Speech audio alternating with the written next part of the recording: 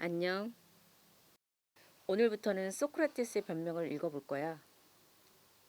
나는 철학책은 직접 읽어봐야 한다고 생각을 해. 한 문장 한 문장 따박따박 읽어가면서 그 철학자의 사회를 따라가는 거지. 철학자와 대화를 나눈다고 생각해. 서두를 필요는 없어. 항상 그 철학자는 내가 말을 걸어주기를 기다리고 있거든. 물론 처음부터 이해가 잘 되는 건 아니야. 친구를 사귈 때도 그렇듯이 시간이 필요해. 우리 사이에는 시간, 공간이라는 틈새가 있거든. 나는 한 철학서를 최소 3번은 읽으려고 해. 처음에는 해설서를 옆에 놓고 같이 읽어나가. 철학책을 매일 5페이지씩 읽어나가면서 해설서는 50페이지씩 읽어나가는 식이지. 2번 정도는 해설서와 같이 읽고 3번째는 철학책만 읽어. 철학자와 대화하는 심정으로. 지금부터 소크라테스 변명 시작해볼게. 나는 강철웅 번역본으로 읽어. 이 책의 장점은 주석과 해석이 잘 돼 있다는 거지. 먼저 제목부터 볼까? 변명이 아닌 변론으로 해석해야 한다는 말이 있어.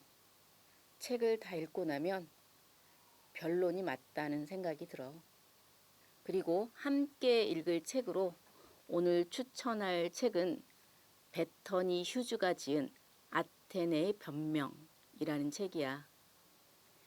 이 책을 읽다 보면 마치 2500년 전 아테네 거리에 있다는 느낌이 들어. 당시 아테네 상황을 풍부한 자료와 함께 재미있게 묘사하고 있어. 약 550페이지의 책인데 소크라테스 변명 한 번 읽을 동안 이 책을 한 번 읽으면 도움이 될 거야.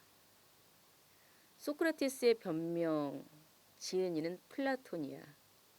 많이 들어봤지? 소크라테스의 제자야. 소크라테스는 철학에 관해서 단 한 줄도 쓰지 않았어. 그에 대해서는 주변인들이 쓴 저작을 통해서 알 수 있지. 현재 남아있는 소크라테스에 대한 글은 플라톤이 가장 많아.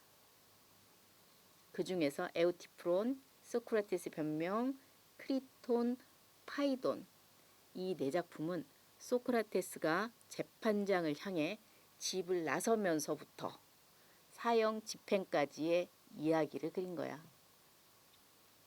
아테네의 변명이라는 책을 지은 베터니 휴즈. 아까 말했지? 이 사람은 소크라테스를 도넛 같은 주제라고 말했어. 소크라테스에 대해서 무수한 이야기가 있지만 정작 그 자신, 주인공의 자리가 뻥 뚫려 있다는 거지. 소크라테스 변명의 특징은 대화체라는 것이야. 플라톤이 한때 극작가를 꿈꾸었다고 해. 그리고 아테네 전성기에는 그리스 비극이 대유행하기도 했었고 그 흔적이 고스란히 남아있는 거지. 그래서 변명을 읽을 때는 속으로 읽는 것보다 소리내서 읽으면 훨씬 생동감 있고 재미있어. 소크라테스의 변명은 지금부터 약 2500년 전 기원전 399년 어느 봄날의 아테네에서 70세가 된 소크라테스에게 일어난 일이야. 생각해봐. 당시 전쟁이 끊이지 않았던 아테네 사회에서 성인 남자가 70세까지 살아남을 확률이 얼마나 되는지. 소크라테스 그리고 친구 크리톤 이외에는 거의 그 나이까지 살아남지 못했어. 아테네의 최고령의 어른이 된 노철학자 소크라테스. 궁금해졌어. 쓰러져가는 자신의 도시 아테네를 위해서 마지막으로 할 수 있는 일은 무엇이었을까? 한편으론 죽을 날이 얼마 남지 않은 노철학자 소크라테스에게 사형을 언도할 수밖에 없었던 아테네 시민들은 과연 무엇을 두려워했을까? 소크라테스 재판을 이해하려면 소크라테스라는 인물, 그리고 그 당시의 시대적 배경을 아는 것이 중요해. 그 재판에 결정적으로 영향을 미쳤던 역사적 사건은 펠레폰네소스 전쟁이야. 그리고 그 이후에 전개된 아테네의 상황이 소크라테스 재판을 이해할 수 있는 중요한 열쇠야. 소크라테스는 어떤 사람이었을까? 소크라테스 이전은 자연 철학자들이 등장했던 시기야. 탈레스, 피타고라스, 헤라클레이토스 이런 사람들, 소크라테스 선배격인 사람들인데 이 사람들은 이 세상이 무엇으로 이루어졌는지 자연의 문제에 관심을 가졌어. 탈레스는 물, 피타고라스는 수, 헤라클레이토스는 같은 강물에 두 번 발을 담글 수 없다. 즉 무상성에 대해서 이야기를 하고 있지. 다 달라. 자연 철학자들이 자연에 관한 설명은 다 달라. 즉 일관성이 없었지. 그리고 그 해석을 조화시킬 방법도 없었어. 그래서 자연스럽게 이런 의문이 든 거지. 인간이 과연 보편적 진리를 발견할 수 있을까? 관심사가 자연 대상에서 인간 안으로 옮겨온 거야. 소크라테스와 비슷한 시기에 활동했던 지식인 그룹이 있어. 그들을 소피스트라고 불러. 당시 아테네에서는 시민이 정치에 참여하려면 민회의 법정에서 유창한 언변으로 타인을 설득해야만 했어. 즉 말을 잘해야 됐다는 얘기지.